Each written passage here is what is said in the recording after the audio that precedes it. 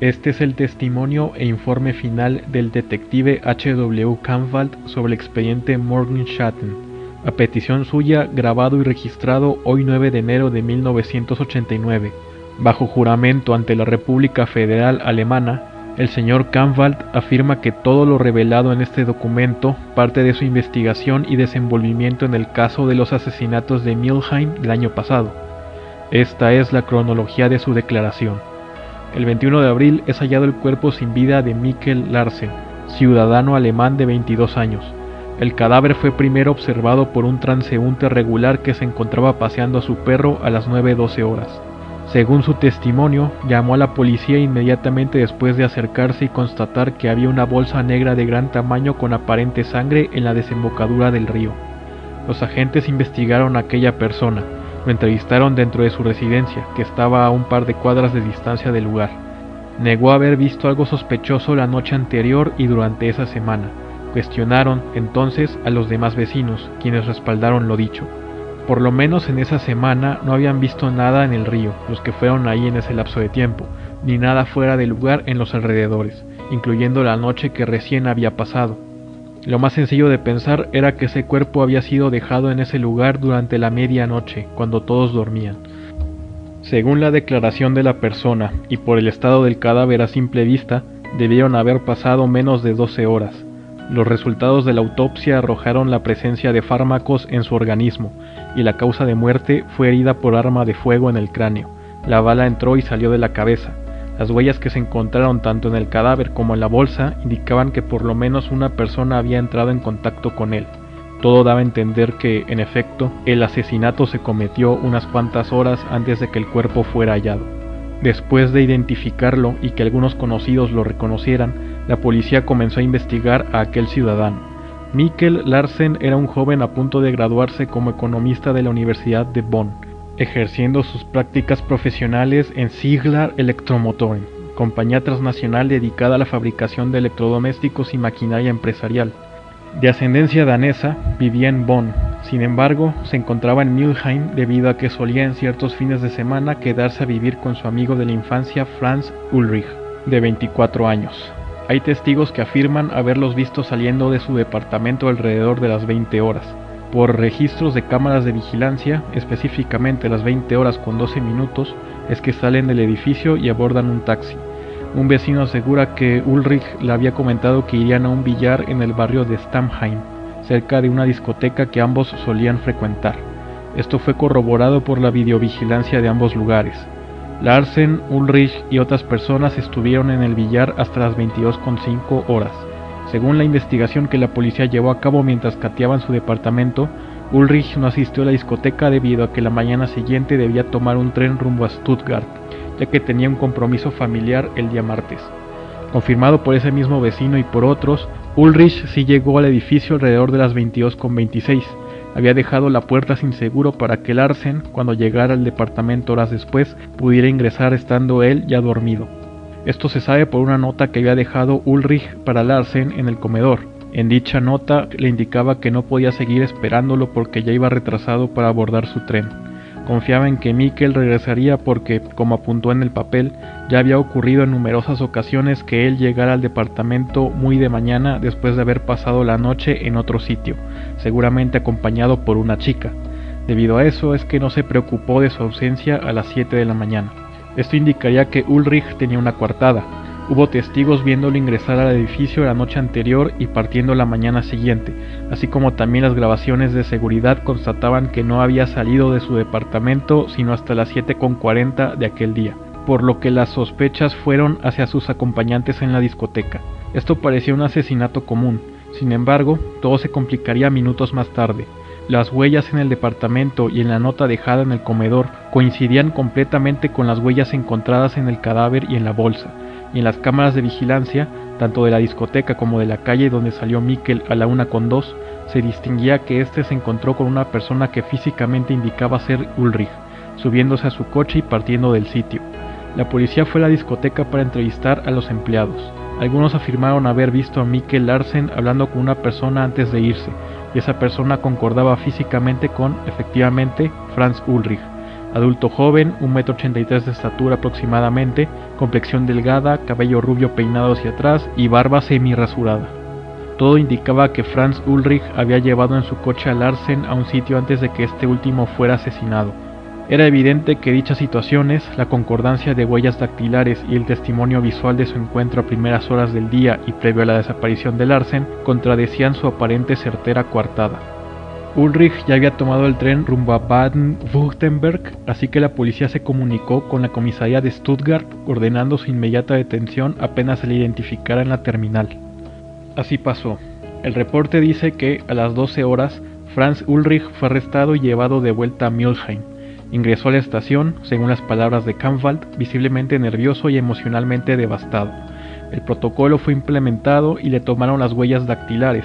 El sospechoso, con lágrimas en los ojos, llamó a su padre, explicando su ausencia y solicitando su ayuda, pues clamaba que injustamente lo habían detenido. El padre le comunicó que ya estaba contactando a un abogado, prometiendo viajar inmediatamente para allá. El detective Kampwald se encontraba en el lugar debido a que estaba terminando los detalles de un caso que había completado. Se quedó a observar cómo Ulrich estaba siendo procesado y su actitud le llamó la atención. Realmente se le veía asustado, y aunque eso no dictamine que un sospechoso sea culpable o no, comenta que por su pericia podía asegurar que no actuaba como una persona que recién había cometido un asesinato y estuviera fingiendo sus emociones. Así que desde ahí se interesó en el caso y comenzó a involucrarse de forma extraoficial.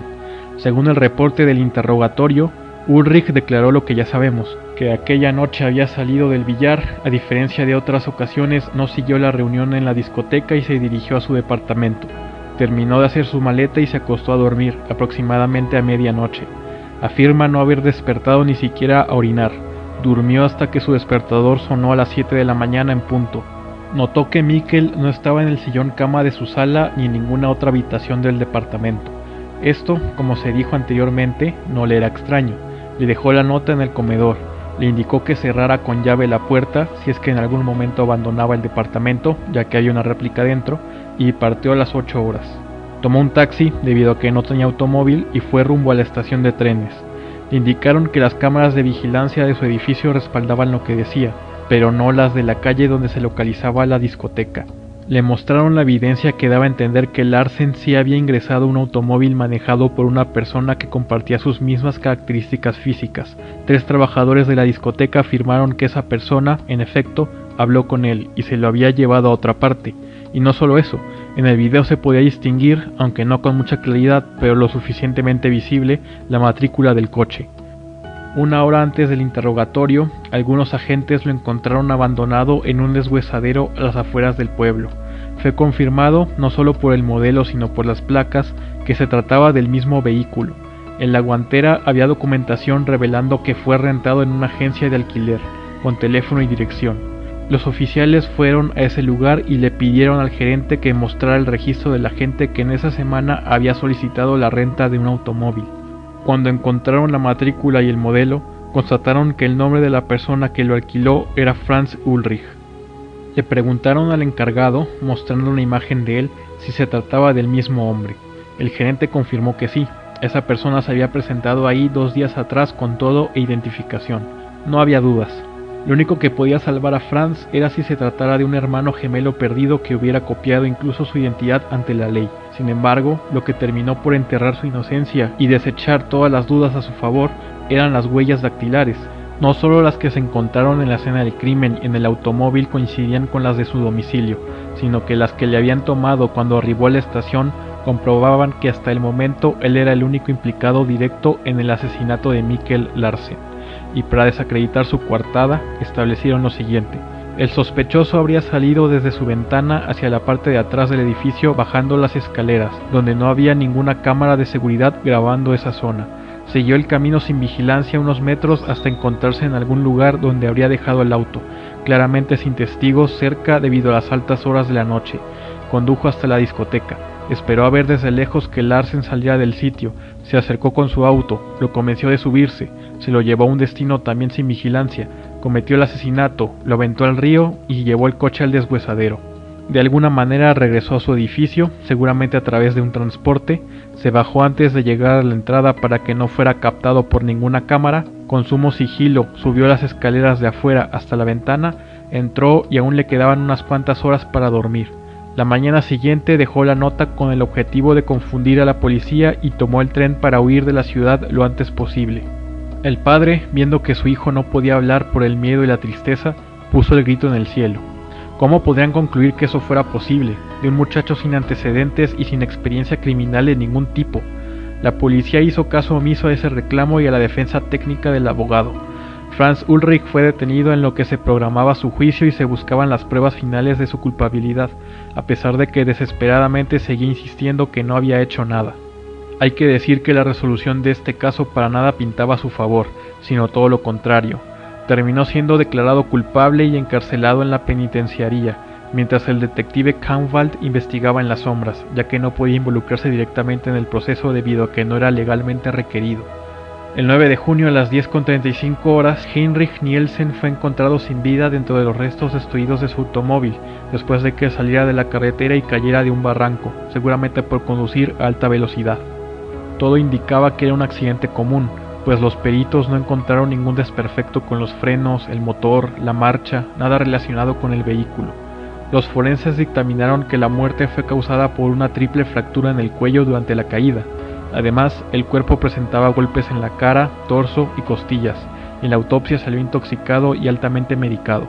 La policía llamó a su esposa para que se presentara a reconocer el cadáver y diera su testimonio. Ella, evidentemente, estaba devastada por la noticia y no tenía fuerzas para presentarse a algo así, sobre todo considerando que tenían un hijo y revelarle algo de ese calibre de por sí ya debería ser una carga tristemente pesada de librar. Entonces se convocó a un compañero de trabajo, que clamaba haber sido su amigo en vida y conocerlo lo suficiente para brindar una declaración pertinente. Dijo que era un hombre, en términos generales, bueno, pero que en ese momento no estaba pasando por el mejor momento posible, en términos de carga de trabajo y de relación marital. Decía que amaba a su esposa y a su hijo, y viceversa, como se podía ver en la reacción de ella ante su muerte, pero era innegable que la atracción sexual entre ambos ya no era la misma que 20 años atrás. En ese aspecto el matrimonio estaba en un bache, algo en realidad muy común en las relaciones actuales. Le había comentado al amigo que quería probar algo nuevo, por lo que, una cosa yendo a la otra, terminaría frecuentando un burdel. Y por eso él decía que en términos generales era un buen hombre, pero con claroscuros, ya que reconoce que evidentemente eso era algo más que reprochable, y él se culpaba por saberlo y no hablarlo con su esposa o con nadie más, pues por más traición a la amistad que suene, haciendo eso tal vez Heinrich seguiría vivo. Según la información, Nielsen mantenía encuentros regulares con una mujer transexual cuyo nombre artístico era Agnes. Al parecer, sin que su esposa sospechara, era costumbre que cada martes fuera al burdel y se relacionara con ella. Precisamente el día anterior al hallazgo del cadáver era martes, por lo que todo indicaría que esa noche había visitado aquel lugar. Los oficiales fueron a investigar el sitio e interrogar a Agnes, quien podría ser la última persona en haber visto a Nielsen con vida. Preguntaron si había registros en video de la gente que entraba y salía del burdel, que por cierto tenía todos los papeles en regla y en orden para que llevaran ahí sus servicios a cabo. Sin embargo, una cosa que incumplían era que no había vigilancia de ningún tipo, ni de personal presencial ni en video. Los oficiales se enfocaron entonces en Agnes, pidieron información referente a su domicilio y su horario de trabajo, se dirigieron a su residencia y la entrevistaron. Ella dijo que 3 días antes, una mujer que se identificó como la esposa de Nielsen la increpó en el estacionamiento del burdel. La amenazó diciendo que, si se enteraba que ella y su marido se volvían a reunir en ese o en algún otro sitio, no dudaría en matarla. Por lo que cuando llegó el día martes, Agnes esperó a Nielsen afuera del edificio para decirle que su esposa se había enterado y realmente no quería problemas, así que le comentó que ya no debían verse. Al parecer, para Nielsen, la aventura con Agnes se estaba convirtiendo en más que una fantasía recurrente. Insistió que quería seguirla viendo, mientras se cuestionaba cómo era que su esposa se había enterado. Según cuenta Agnes, discutieron un poco antes de que ella partiera del lugar debido a que, por solicitud propia, el término de su jornada laboral se recortara. Esto para evitar cualquier conflicto. Asegura que Nielsen se veía muy triste y ella no podía negar que también lo estaba. Se fue sin saber qué hizo él aquella noche. Los agentes también le cuestionaron si era frecuente que en sus reuniones ingirieran alcohol o algún tipo de sustancia, lícita o no. Ella respondió que sí bebían, pero no se drogaban ni mucho menos. Sin embargo, sabía que él tomaba pastillas por prescripción médica, que realmente desconocía. Eso encajaba con el resultado de la autopsia y la presencia del fármaco. Catearon su domicilio y no encontraron nada sospechoso, por lo que su testimonio en realidad sí podía tener validez. Entonces debían interrogar, sí o sí, a la esposa de Nielsen. Cuando accedió a hablar, ella negó rotundamente las declaraciones de Agnes. Clamaba que no sabía ni de su existencia ni de la infidelidad de su marido. Según sus palabras, si se hubiera enterado, le hubiera pedido el divorcio inmediatamente, incapaz de amenazar a la otra persona de muerte. Le cuestionaron sobre dónde y qué estaba haciendo en el día y la hora exacta a la que Agnes afirmaba que la había amenazado. Respondió que estaba en su casa cuidando de su hijo. Esto no podía ser comprobado pues no contaban con vigilancia en video de su vivienda o de la calle. De repente agregó algo. Recordaba haber hablado por teléfono con una amiga, más o menos a esa hora. Dijo que podían preguntarle a ella. Obviamente eso no podía ser decisivo para nada, pues su amiga, en caso de que ella estuviera mintiendo, podía respaldarla. Entonces fueron a la compañía telefónica a revisar el registro de aquella llamada y sobre todo comprobar desde dónde había sido realizada. Constataron que, en efecto, la esposa había llamado a su amiga desde su domicilio. Sin embargo, los tiempos no concordaban. Según el registro, la llamada había terminado 13 minutos antes de la hora exacta en la que Agnes había sido amenazada según su declaración. Claro, pudieron pasar muchas cosas.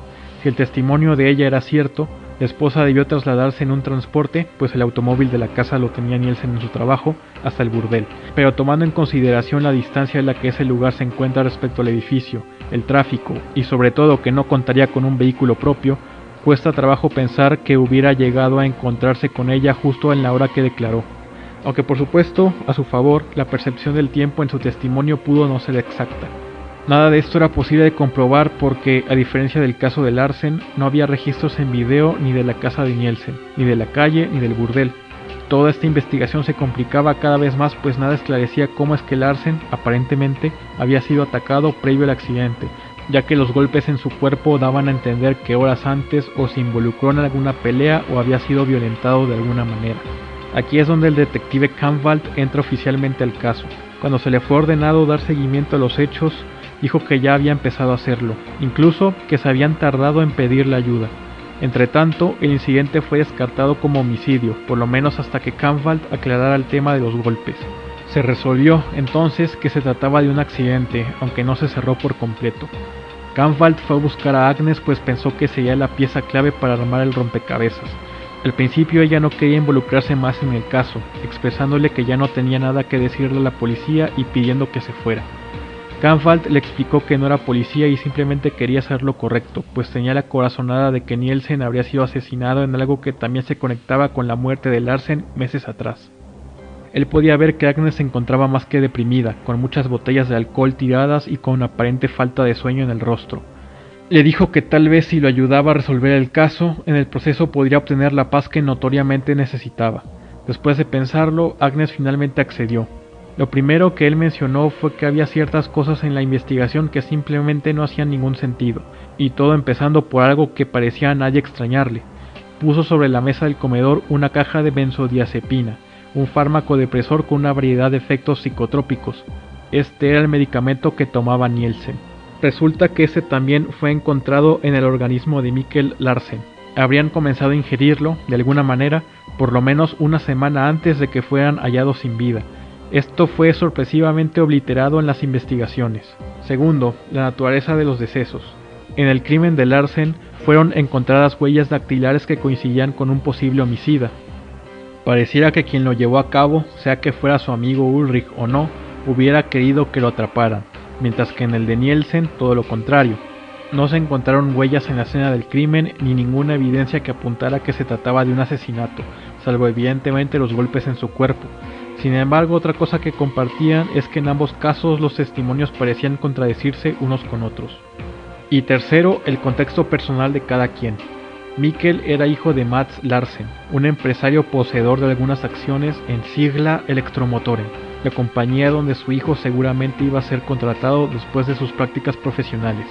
Nielsen, por su parte, años antes había trabajado como actuario en una firma perteneciente al conglomerado Werner Samlung, que a mediados de los 70s recibió escrutinio público por presuntamente haber participado en actividades ilícitas relacionadas con lavado de dinero y encubrimientos en favor de por lo menos una sociedad criminal ítalo-germana, que no terminó de comprobarse por completo. Igual se decía que otros grupos europeos de Lampa tenían nexos ahí, pero eso eran más rumores que algo certero. ¿Qué tiene que ver una cosa con la otra? Que Siegla Electromotoren fue fundado por un exdirectivo de aquel conglomerado. Se dice que su familia quedó por mucho tiempo en la mira de algunos integrantes de la mafia que no habían sido apresados 10 años después, es decir, al inicio de esta década. Esto tampoco fue tomado mucho en cuenta, tal vez por los años que habían pasado, pero podemos decir que estos casos guardaban, aunque de forma indirecta, más relación de la que se creía.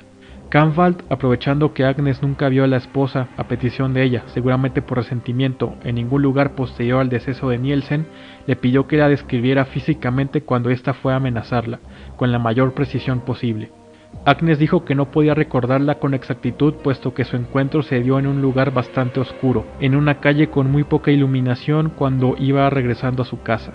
Sin embargo, hubo un momento donde pudo observarla lo suficiente para delinear su aspecto.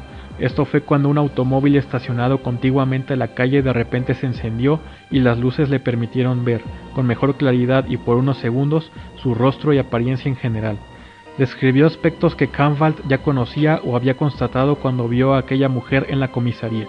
Persona caucásica de mediana edad, rubia, no mayor a 1,60 m de estatura, complexión delgada, entre otras cosas. Pero había algo significativo que difería. Agnes dijo que lo que más le sorprendió de ella cuando la luz iluminó su cara fue que tenía los ojos de diferente color.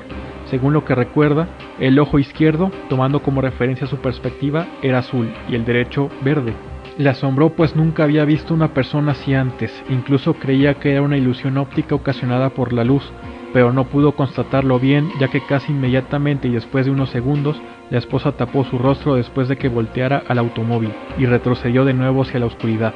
Después de que el coche saliera a la calle, ya no pudo ver hacia dónde partió, simplemente se había ido. Kahnwald le preguntó si en ese instante alcanzó a ver un lunar que ella tenía junto a su ojo derecho.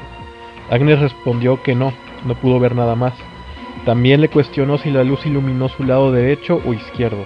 Dijo que el derecho, pues tomando como referencia su propia posición, el auto estaba estacionado a su mano izquierda y la esposa estaba enfrente de ella, haciendo que la parte de su cara iluminada fuera la derecha.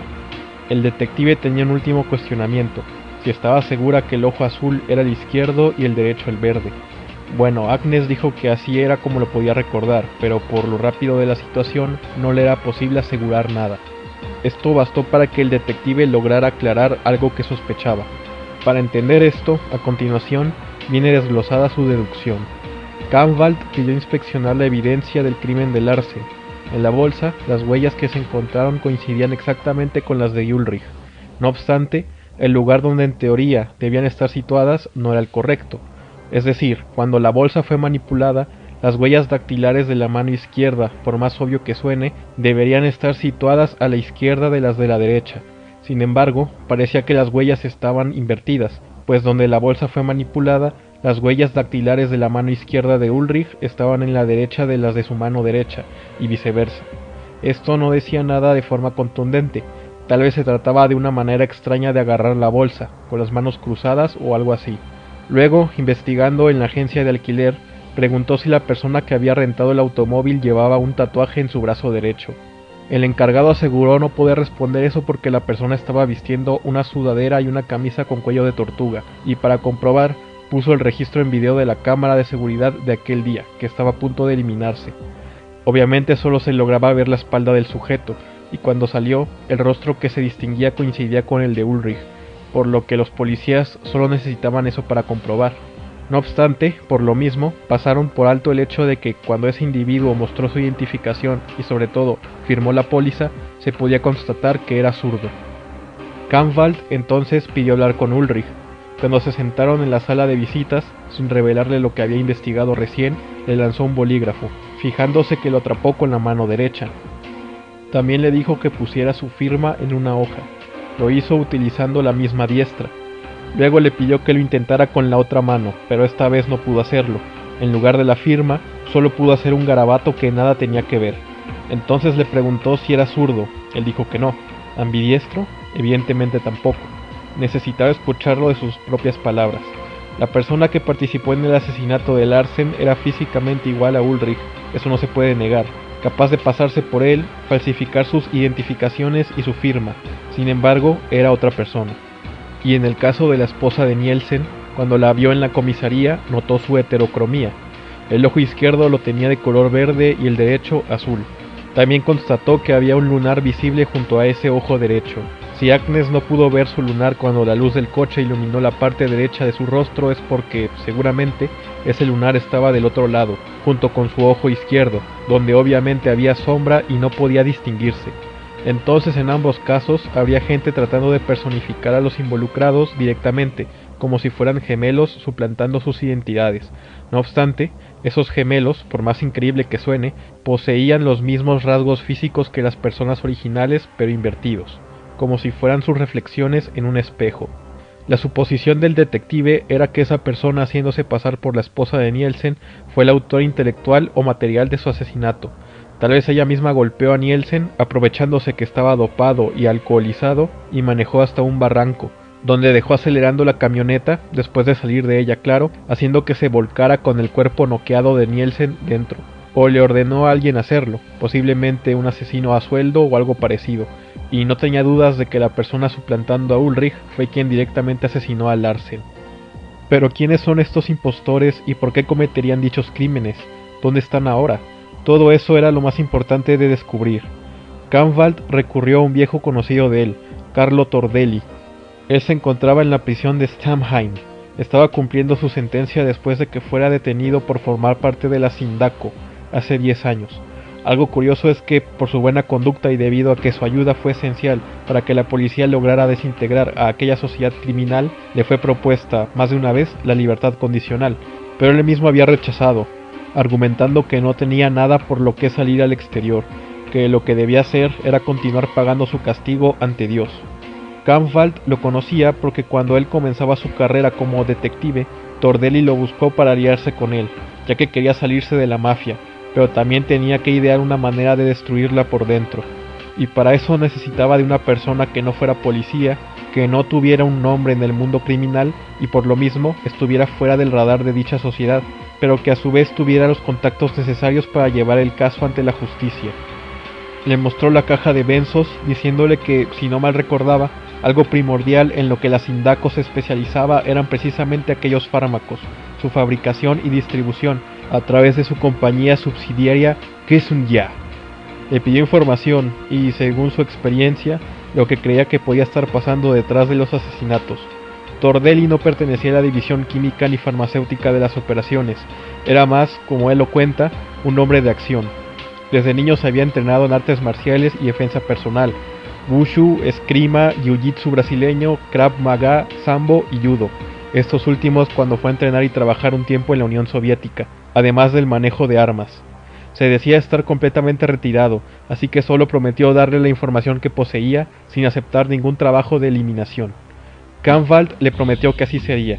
Este ordenó su libertad bajo palabra para que pudiera apoyar a la policía en la resolución del caso, extraoficialmente llamado por él Morgenschatten, o Sombras de la Mañana. Cuando llegaron a su casa, Kahnwald presentó a Tordelli con Agnes.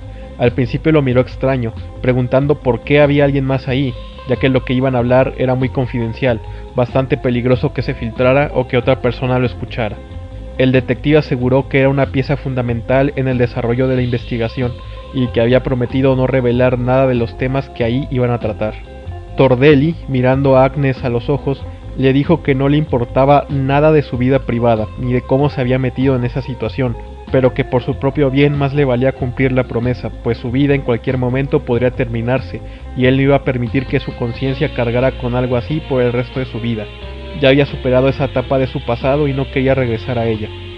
Comenzó entonces a revelar lo que sabía de Gesunya. Esta era una subsidiaria de Werner Sammlung, la compañía que guardaba varios nexos con la Sindaco y otras empresas de diferentes giros, con presencia no solo en Alemania Federal sino también en la Alemania Democrática. Gesunya se dedicaba a la fabricación de medicamentos y a su distribución por distintos canales que conectaban a varias naciones de Europa. Una división de la Sindaco, especializada en química, trabajaba secreta y conjuntamente con Gesunya. para la modificación de fármacos comunes con el objetivo de que estos actuaran de forma directa sobre el sistema nervioso central, incluyendo las benzodiazepinas. Eso tendría diversos efectos negativos en las personas que resultaran adictas a su consumo, todo empezando desde un tratamiento médico certificado, consecuencia de padecimientos como falta de sueño, dolor muscular, ansiedad, estrés, etc. Después del escándalo de la Sindako y su posterior desintegración, por lo menos de forma pública, las operaciones de Gesundia se mantuvieron ocultas del escrutinio público, ya que toda vinculación fue negada y ésta siguió operando, aunque claro, los rumores hacían que cada año perdiera mucho del excelente prestigio que una vez llegó a tener. Prácticamente todos los químicos que trabajaban para la Sindako fueron detenidos, pero Tordelli conocía por lo menos uno que formaba parte del conglomerado de Werner Sandblum, en su rama médica, que aún realizaba la fabricación y recreación de la fórmula clandestina que provocaba la alteración de los efectos de la benzodiazepina, un doctor de origen suizo llamado Jan Keller. Antes de la disolución total de la Sindako, esta vez de forma privada y oculta de los medios y de la opinión pública, que fue cuando se aliaron por primera vez Tordelli y Kahnwald, el doctor Keller había desaparecido, y tiempo después se le dio por muerto. Era el único que conocía que podía seguir replicando la fórmula estimuladora de ese y otros fármacos, salvo que éste haya entrenado a alguien para que pudiera hacerlo o dejando sus conocimientos escritos en algún lado. Gesundia continúa sus operaciones y la benzodiazepina sigue siendo un medicamento aprobado por la Organización Mundial de la Salud. Pero si los dos crímenes involucraron a ese fármaco con el mismo tiempo de anticipación, no es descabellado pensar que esa fórmula había sido utilizada por muchas posibles razones: incrementar la adicción, el deterioro del sistema nervioso central, o que cuando el fármaco apareciera en la autopsia, el foco de las sospechas e investigaciones fuera por ese lado y no por el de un asesino, etc. Si no morían por un asesinato directo, tanto Nielsen como Larsen terminarían pereciendo si seguían consumiendo aquella medicina. Kahnwald preguntó dónde fue la última vez que Keller fue visto con vida. Tordelli respondió que en una cueva donde habían montado su laboratorio clandestino.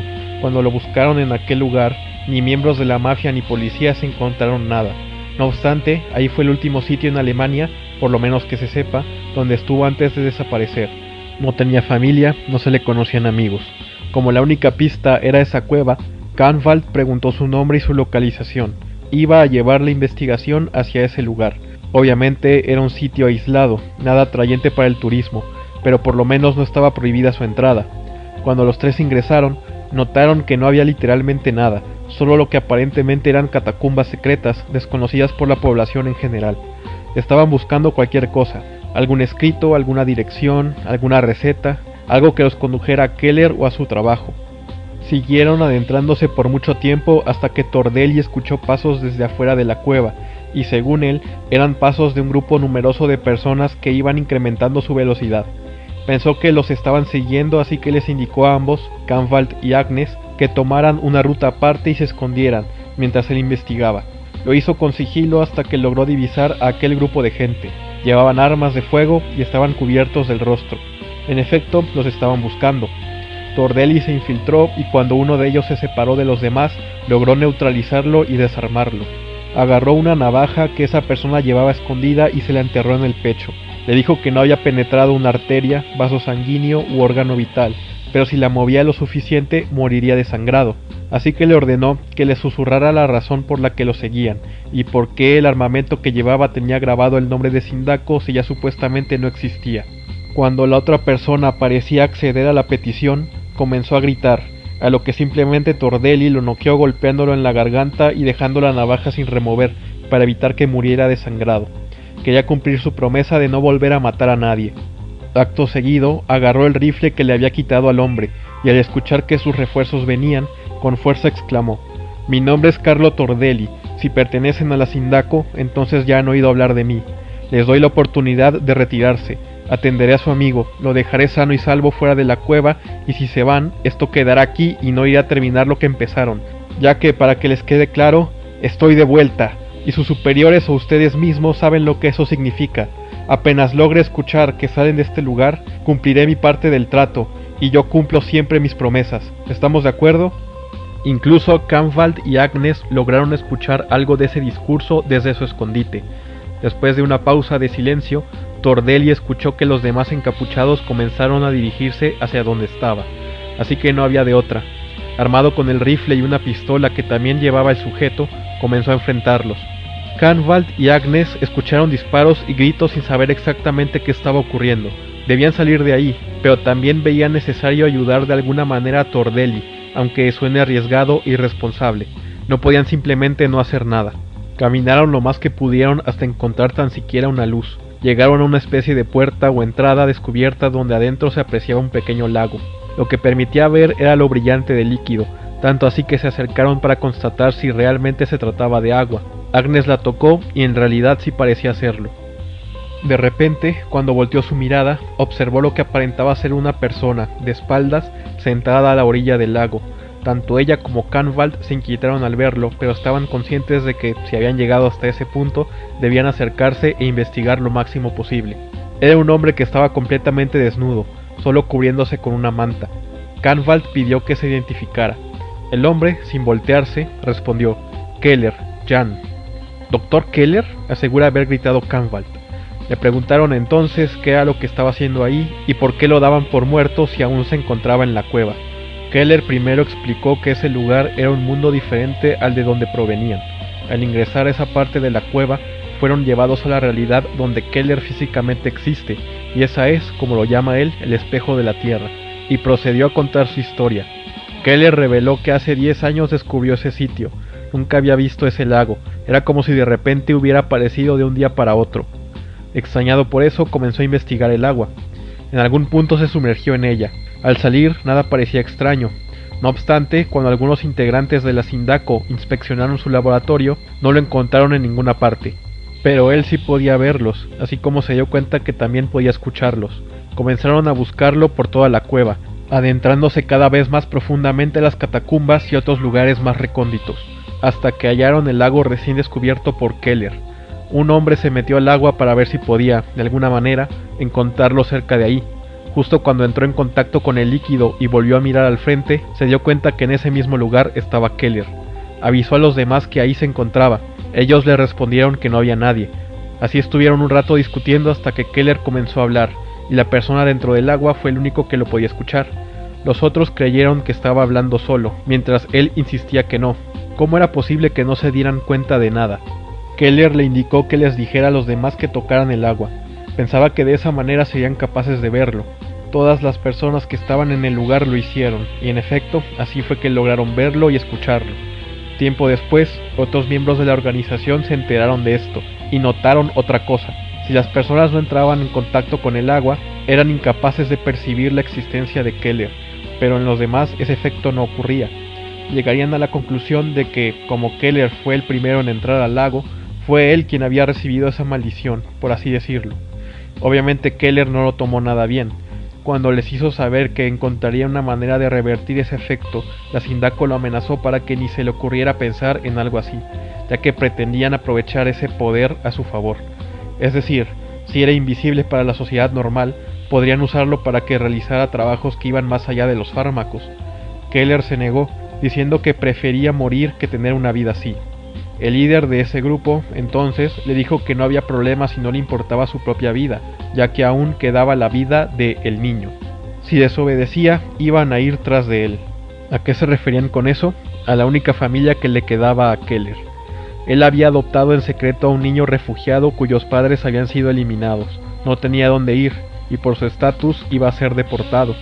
Keller lo conoció ya que se encontraba escondido en la cueva cuando instaló su laboratorio.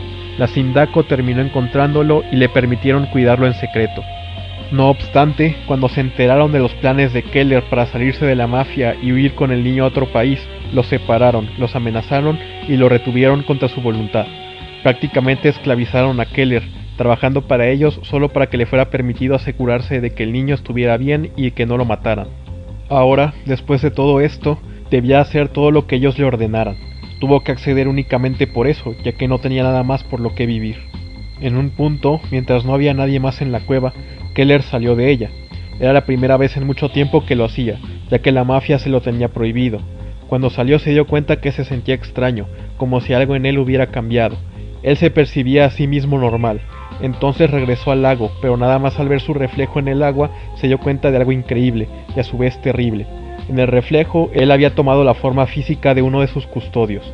Se trataba del último miembro de la organización que entró en contacto con el agua. Se dio cuenta que todo había cambiado. Su estatura, complexión física, color de piel, rostro, etc. Era literalmente una copia de esa persona, habiendo perdido su propia apariencia. Antes de que tan siquiera pudiera entrar en pánico, algunos integrantes de la organización regresaron al lugar. Al ver esto se quedaron más que sorprendidos, sobre todo aquella persona.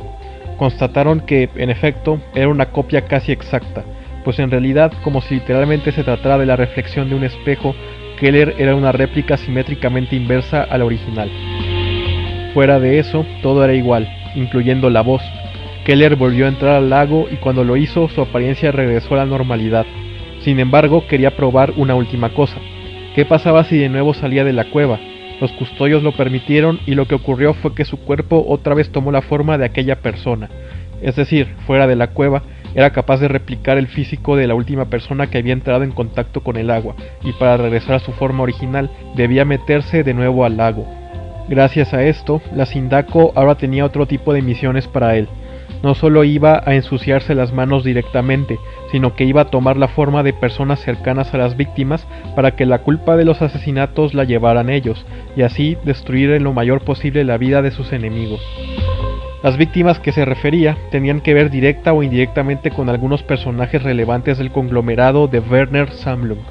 Cuando la organización se desintegró por completo, solo unos pocos integrantes que tenían custodiado a Keller se salvaron de ser arrestados.